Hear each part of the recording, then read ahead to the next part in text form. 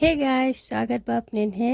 मैं जाइटू 25 घर बाजार ठोर से काम बावई ते मैं जाइटू बाजार।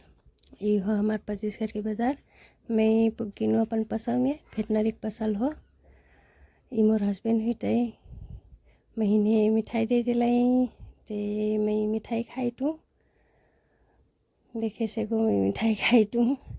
अब हमरे जाइटी डिपू छोरी के लग जुट्टा ले है जाइटी और सर जाइटे अपन संघर एक ठन पता नहीं का काम रहीन ठोर से। ये हो 25 घर के बाजार और आगिल हमरे आप पुगिली डिपू इविन सर के संघर एक दुकान इफे वेटनरी हुई चिन देखे से गो ते सर भीतर गए थे मैं असर लागटू ते आप हमरे जाइटी छोरी के लग जुट्टा ले है।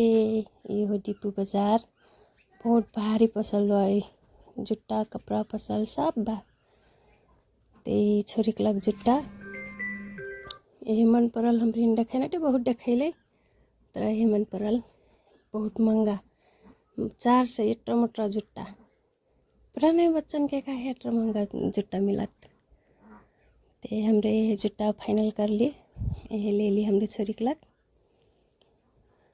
ते हमरे बिल उल करा के आप मैं जाए लगनू घरे ते डगरी में मैं पानी पूरी खाइनू हल्का 5-10 रुपया। सो बाय गाइस, मिला आप और वीडियो में। Bye bye.